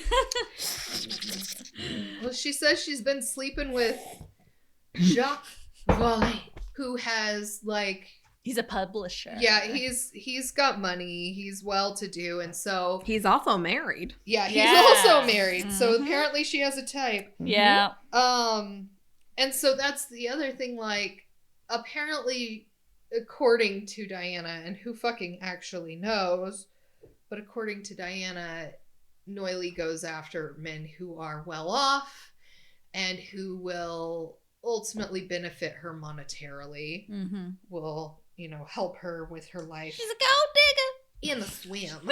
She's a gold digger. Yeah. You do that way better than me. I don't know how that Kanye's song. Yeah. Oh yeah. Fuck that guy too. Yeah. Fuck him. Yeah, but that song's pretty good. Yeah. It's pretty dope, not gonna lie. But yeah, fuck him, he crazy. She thinks that it'll give her some kind of an edge that Noilly's been sleeping with. Yeah. Jacques Vallée, Gives her a if- little bit of hope. Yeah, Yeah. if she can convince Maurice that maybe Noilly's not as interested in him as he is in her. She knows she has to have proof though. Because Yes. she Yeah. won't And that's believe the her. complex Yeah. part. So she's like trying to get like his info so she could talk to him, and it's like, oh, maybe you shouldn't do that. Or the wife. Yeah, the Yeah. wife. The wife of yeah. Jacques. Yep. Monday the 14th, we start talking about, there's several paragraphs of like depression where we're like, oh my gosh, Yeah. this is definitely what's going on here. A hideous fall into the abyss of sadness. From the very fact of being sad, one no longer has the least wish to do anything cheerful. Now I never put on a record when I wake up. I never listen to music anymore. Never go to a cinema. Never buy myself anything pleasant. I got up when I heard Madame Dormoy come in. I drank my tea and I ate a piece of toast to please her. Madame Dormoy is the housekeeper. Housekeeper. Yeah. And I look forward over this day, still another day that I must get through. And I say to myself, ... So this is her birthday. A ring at the bell, a delivery boy put a great bunch of lilacs and roses into my arms with a note saying, "Happy birthday, Maurice." As soon as the door was shut, I burst into tears. I defend myself with restless activity, horrid plans, and hatred. And these flowers, this reminder of lost, hopelessly lost, happiness, knocked all my defenses to the ground. Toward 1 o'clock, the key turned in the lock, and there was that horrible taste in my mouth, the taste of dread, the same, exactly, as when I used to go to see my father dying in the nursing home. That presence, as familiar to me as my own reflection, my reason for living, my delight, is now the stranger, this judge, this enemy. My heart beats high with fear when he opens the door. He came quickly over to me, smiling as he took me in his arms. "Happy birthday, darling." Gently, I wept on his shoulder. He stroked my hair. "Don't cry. I can't bear it when you're unhappy. I'm so very fond of you." That is That's not such what a you thing. tell your wife. I'm Ugh. fond of you. Oh my god. Yeah, this shit pissed me This off. guy. Ugh. I'm very fond of you. On her fucking birthday, she's so depressed. Well, then she's like, "You told me that for the past 8 years, you had no longer loved me." Oh, Mhm. stuff. I told you afterwards it wasn't true. I am fond of you. Again, not love, fond.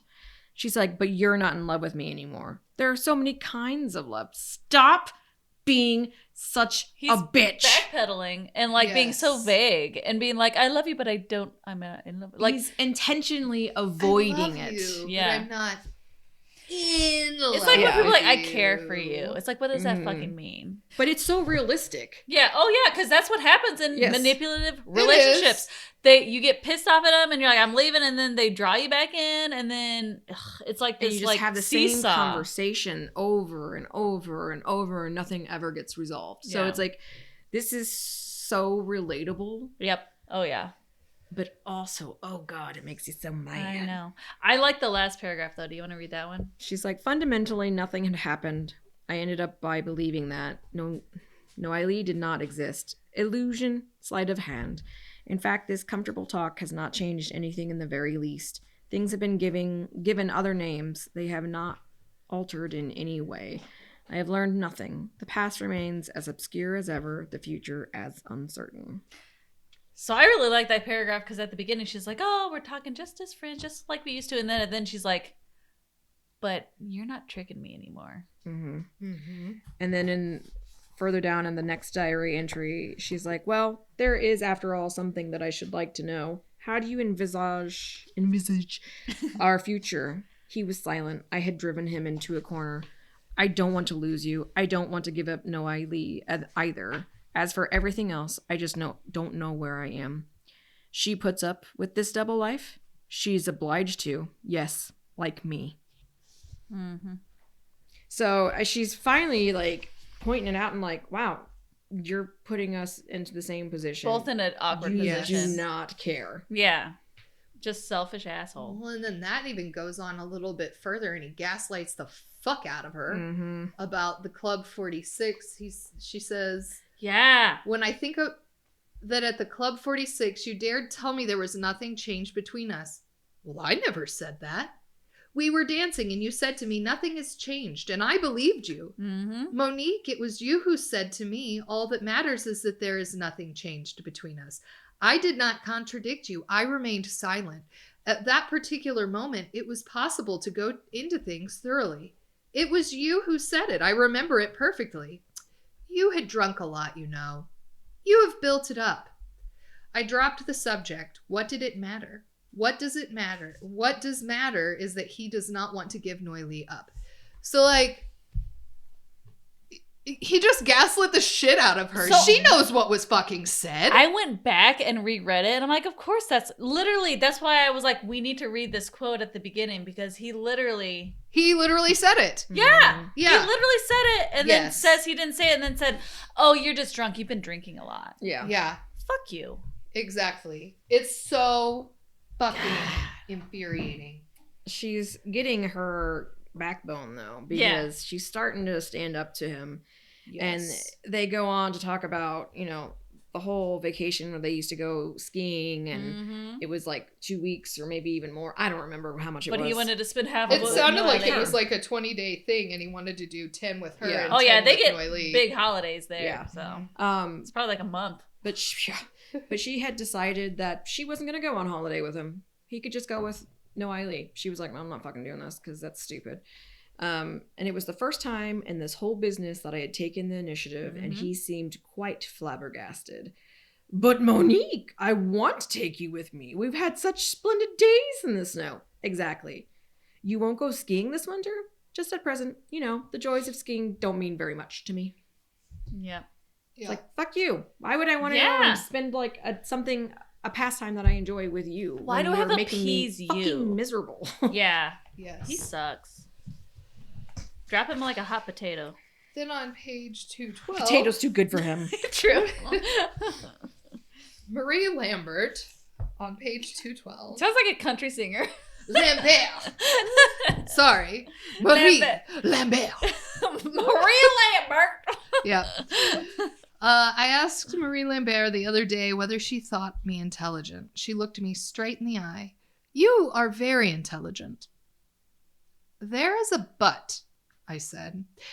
Intelligence withers if it is not fed. You ought to let your husband find you a job. Again, bad. Such fucking shitty advice. Go away, Marie. What exhausts me is the way he is kind one day and surly and unaffectionate the next. I never know which is going to open the door. I know that feeling. Me too. It is as though he were appalled at having hurt me and yet afraid of giving me too much hope. Should I settle down definitively into despair?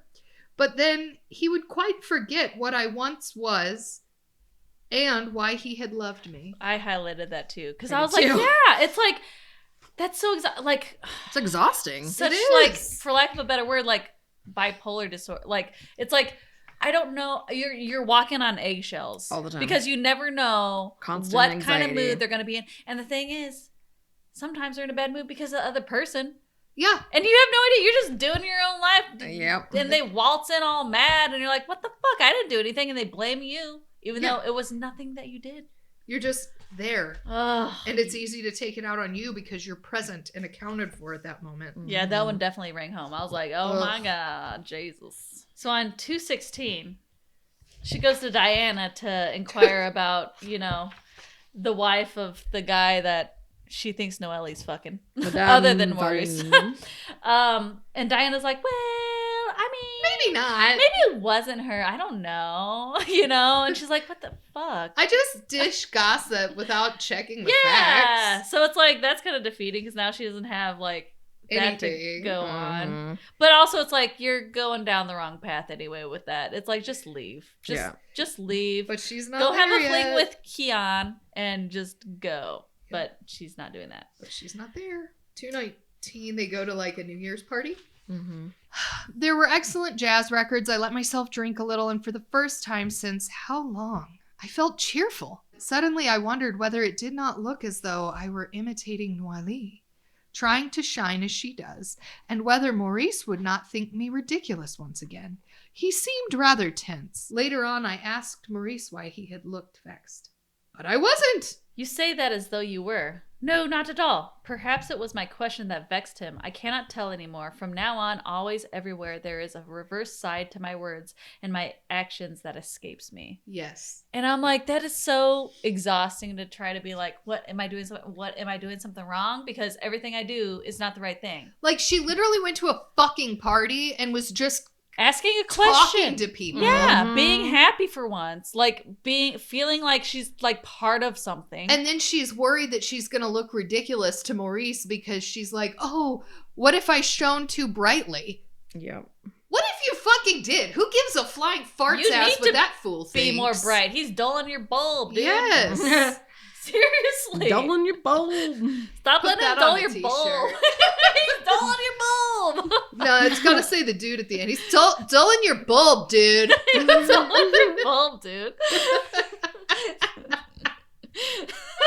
Put that shit on a t-shirt. Oh my gosh. So she kind of goes into even more of a depression because he's Mhm. gone on his little fucking escapade. And he phones her every now and then just to check in. It's like, what have you done today? I reply that I have seen Isabella, Diana, or Colette, that I have been to a concert, to the cinema, even though she hasn't. Yeah, I was She's going to just say, but what lying. was she actually doing? She's Nothing. just in bed. She's kind of laying. And this evening, what are you doing? I say I'm going to see Diana or Isabella, that I shall go to the theater. He presses me. You're all right. You sleep well? I reassure him, and I ask what the snow is like and all this blah, blah, blah. So that goes on for a while, and 2 days later, she has not been taking calls at all. So Colette's worried about her, so she does a wellness check, basically, and she's like, oh my God, Mom, you need to, like, get out of the house. Like, you need to... She rang and beat on the door with such force I let her in. She looked so shocked and amazed that I saw myself through her eyes. Yeah. I saw the apartment and I too was stupefied. She made me wash and do my hair and pack a bag and go and stay with her. The daily woman will put everything straight. As soon as Jean-Pierre, who is Colette's husband, had left, I seized upon Colette and overwhelmed her with questions. So she finally kind of got out of a slump a little bit, and she went and took care of herself, went to the beauty parlor, cleaned up the apartment because Maurice was coming back. And she's like, I'd done all this stuff, and yet his first words were, how ill you look. Yeah. Yeah. What a shithead. Yeah. Well, here's what's crazy, too. Because, like, their whole conversation is like, oh, how ill you look. And he's like, my poor dear. And then he like gives her all this attention and everything. And it feels good to her because he's giving her attention. Yes. And it's like, but this is not the way to get the attention. Like, literally not great. So he ends up being like, I'm going to spend as much time with you as I can. Well, and he says, I've been behaving like a swine. Yeah. It's not being a swine to love another woman. You can't help it. Shrugging his shoulders, he said, do I really love her? I have been feeding on that remark for the last 2 days. Why do you think he said that? I think because he felt guilty. I think because he felt guilty, but also I feel like he spent so much time with her during that. And I think, so later we find out that during that whole vacation time, he and Noily had an argument. And he ices her out when he gets back. Mm-hmm. And that leads to, like, he's like, I'm going to spend so much time with you, and we're going to be together, and it's going to be great. And then the seesaw. He's doing the seesaw with Noelle, too. And Monique is like, oh my gosh, I'm getting my husband back, maybe. Like, he did get bored of her. He spent so much time with her that he sees her for what she is. So she gets, like, this little... Or she sees him for what he is. Yes. Mm-hmm. And so she gets this little tinge of hope, like, this is it. She finally, I get him back now.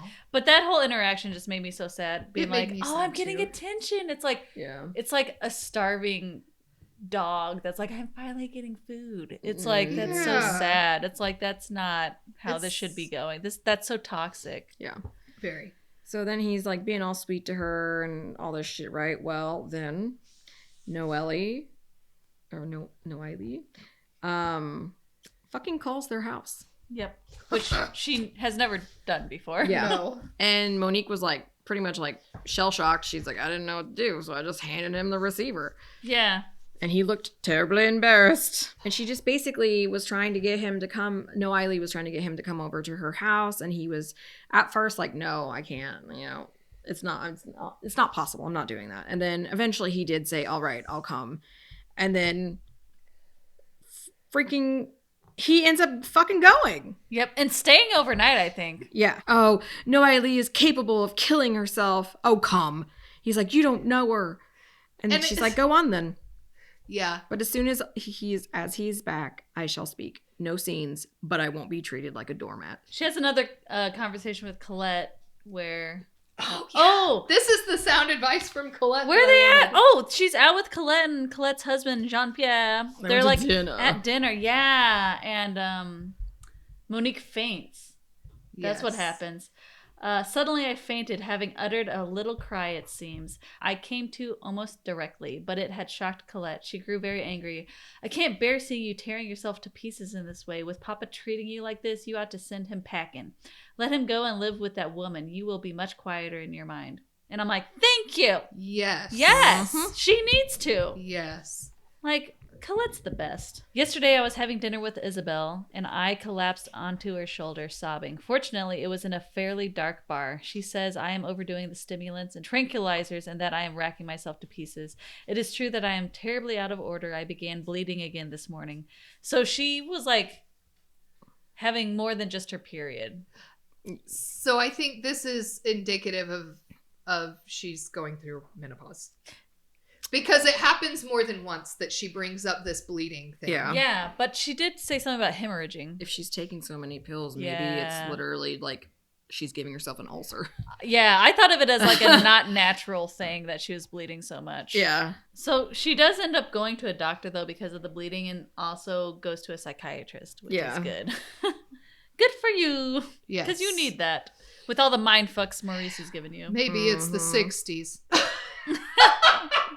Right? Remember. Maybe take some LSD. Remember it's the Calm 60s. me down. Well, no, they're giving her Well- fucking Librium. No, I know, but I'm just saying. Yeah, Mhm. they've been giving her Librium. They're giving her benzos.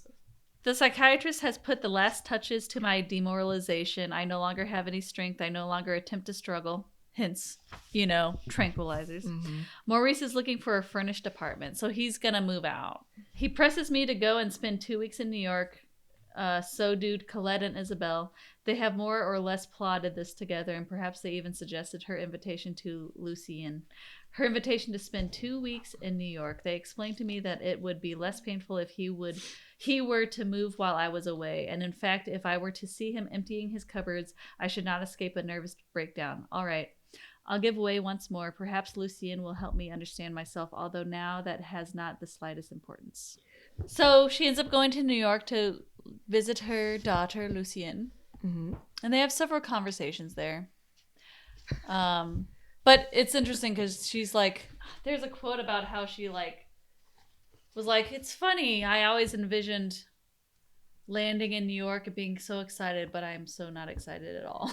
Because she's just so tranquilized and depressed that she can't even be happy that she's doing something different for once, you know? She eventually does ask Lucien, how would you describe me? And she's like, you're very French, very soft, as they say here. Very idealistic, too. You have no defenses. That's your only fault. The only one? Yes, of course. Apart from that, you're full of life, gay, and charming. It was pretty concise, her description. I repeated, full of life, gay, and charming. She seemed embarrassed. And what about you? How do you see yourself? As a marshland. Everything's buried in the mud. You'll find yourself again. No, and perhaps that is the worst side of it all. It is only now that I realize how much value I had for myself fundamentally. Maurice has murdered all the words by which I might try to justify it. He has repudiated the standards by which I measured others and myself. I had never dreamed of challenging them, that is to say, of challenging myself. And now what I wonder is this. What right had I to say that the inner life was preferable to a merely social life? Contemplation to trifling amusements, and self-sacrifice to ambition. My only life had been to create happiness around me. I have not made Maurice happy, and my daughters are not happy either. So what then? I no longer know anything. Not only do I not know what kind of person I am, but also I do not know what kind of a person I ought to be. Black and white merge into one another. The world is an amorphous mass, and I no longer have any clear outlines. How is it possible to live without believing in anything or in myself? Yeah. So I think that kind of comes back to, your whole existentialism thing, right? Yeah. Because it really makes you think all the, I've never taken a philosophical class, but and I feel like a lot of it would go over my head, but it does make you stop and think about things. You know? I like it. I feel like this little bit that I'm about to read is the dread. Yes, the existential dread. Yes. Bring it, girl. Now I am a dead woman. A dead woman who still has years to drag out. How many?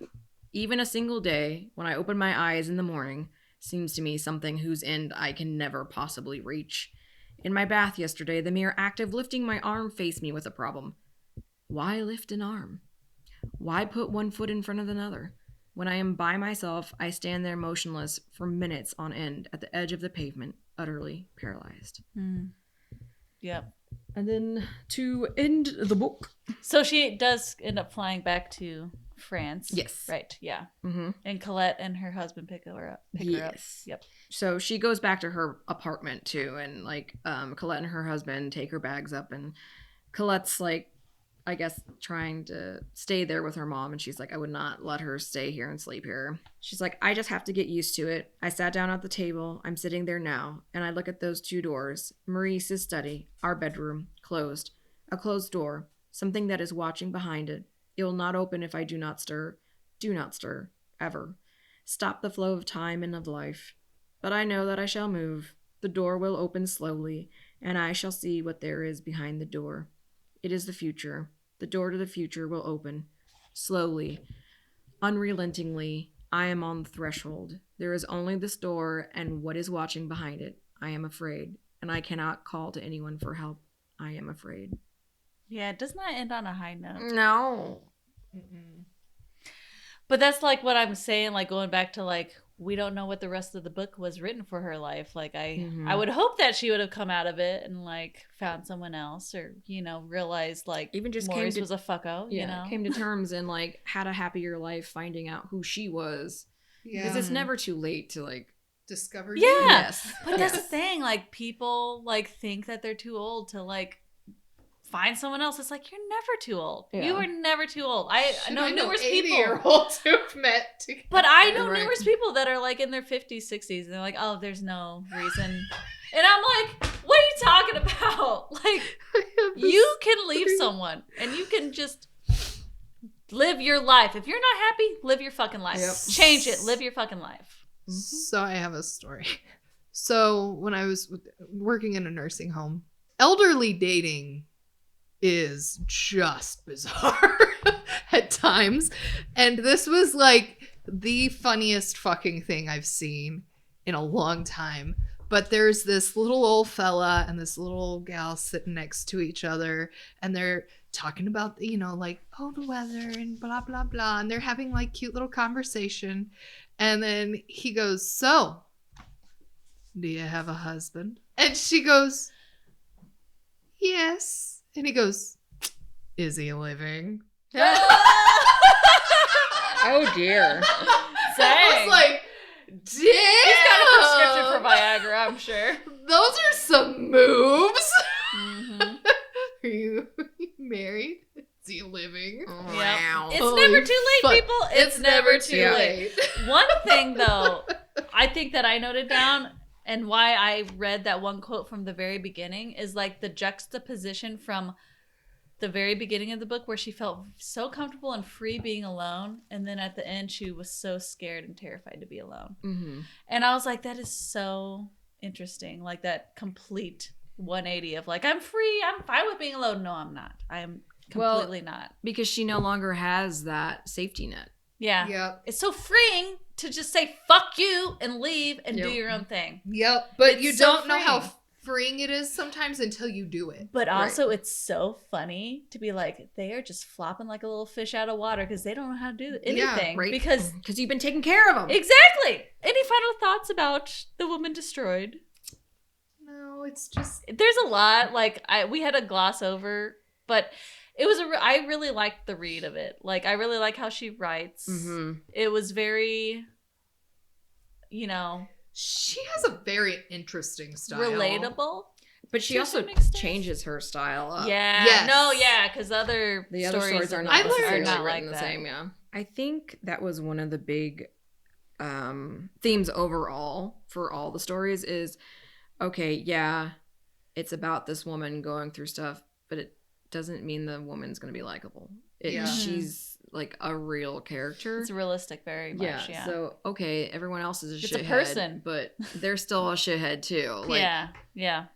There's There's no hero in these stories. Exactly. Yeah, which is really cool. Like, It's I would read different. more of her stuff for sure. That actually, what you said actually leads into the media adaptation thing that I was perfect. gonna. Perfect. Yeah. So, unfortunately, there's not a movie adaptation of this, which I think it would be hard that to would do. be hard to do for sure. But there's a documentary called Looking for Simone, which was released in November 2024 in the United States. It's a French documentary. It was screened at the Doc NYC in 2024, but it isn't available for streaming. I tried. It said it was available on like 5 different things. It's not. And Nice. I think it's a regional thing. So I'm hoping in like the next year or two we could actually watch it. But it's basically a documentary about Simone de Beauvoir and her life, but specifically revolving around what's the really big one that she wrote? Second Sex. Yes, that one. It's specifically revolving around that. The summary of the documentary is in 1949, philosopher and novelist Simone de Beauvoir wrote the groundbreaking The Second Sex, launching a disruptive discourse on women's oppression and second-class citizenship. This film dissects the origins and relevance of this Bible of feminism, charting de Beauvoir's fact-finding journey across the U.S. to research her book. The timely and fascinating film honors de Beauvoir's brilliance and limitations, connecting her revolutionary ideas to the pressing issues women face today. So I feel like it would be a very interesting documentary to watch if we could ever actually watch it. Right. Yeah. France, give us that documentary, please. Let us have it. Let us please watch it. I don't care about the regional things. I just want to watch it, please. So yeah, check it out when it comes out. I mean, I'll put the website for the Doc NYC thingy in the show notes and everything. So I couldn't watch that, so I kind of dived in and I found some other things. There's two podcasts that I found. One I listened to, one I did not have time to listen to though. But one is BBC Radio came out with a In Our Time episode on Simone de Beauvoir. And it's kind of about her life. It's like only like not even an hour. I actually when I first started getting into podcasts, that's actually what I listened to a lot of. Oh, really? Was those BBC ones. And I actually really enjoy them. Yeah, it was like the host. I don't know who the host was, but he brought on like, I think it was 2 women that talked about her life and everything. So it gave me a lot of insight into the writings and everything. And one of the things they talked about was the fact that like she is a very feminist writer, and one of the reasons why some people didn't like her writing is because she would paint women in not the best light sometimes, you know, and it wasn't like a sexual, like women don't have to always be sexy. Women don't always have to be like innocent. Yeah. Either. And like that would turn people off sometimes, but they did say that. So whenever you brought that up, I'm like, oh, hey, they talked about that. So you would actually probably like this one. I think she was able to write women as multi-dimensional characters like we are. Yes. And usually people were just so used to seeing them as a very static character. Yeah, exactly. Yeah. So that's a quick one. Like I said, it's like less than an hour long. It was a good little chill walk around the park episode. And then the second one is a Spotify series called Simone de Beauvoir, A Toolkit for the 21st Century. It's 6 episodes released in 2022 from February to March, basically. It's like a month-long thing. So I'll read the synopsis on Spotify so you can get a little sense of it. The French activist, novelist, and philosopher Simone de Beauvoir is more popular than ever. In this podcast, we ask her, not her, because she's dead. She did. She did. Yeah, she did. We ask how her political commitments have shaped her writing as well as her public interventions: existentialism, Marxism, anti-colonialism, and finally feminism. This podcast, starting from Beauvoir's social and political engagement, asks to what extent de Beauvoir provides important tools for diagnosing the present and offering a prognosis for the future. Her life and work provide a toolkit offering both a conceptual apparatus as practical examples of acts of resistance. So I did not have a chance to listen to them, but they have like different people speaking on each episode. The first one I think is like someone's talk, like they're presenting, but they just recorded the audio for it. So I don't know about all the other ones, but they have many different subjects, and they have many different people on the episodes. So it might be something to look into if you're into philosophy or feminism or any of these things. So yeah, that's what I got for the media part of things. Yes, I'm still sad that we couldn't watch the I was so bummed. I texted you guys. I was like, dude, I tried so much to try to get it, but I couldn't. And I used all my little things, my little tech things to try to find it. I couldn't find it. So, but that's okay. We'll just have to wait, and the wait will be worth it. So, yeah. So that's our episode on The Woman Destroyed. Hope you enjoyed it as much as we did. Have you been destroyed lately? Yes. Follow us on social media, Facebook and Instagram at Liquor&Literature Podcast. Email us at liquorliteraturepodcast@gmail.com if you have any suggestions or drink pairings or anything like that. Rate, subscribe, like us, you know, all those things that we have to say. Give us a comment. Tell us we're doing a great job or a horrible job. We don't care. Just tell us. Yes. Until next time. Keep the pages turning and the drinks flowing.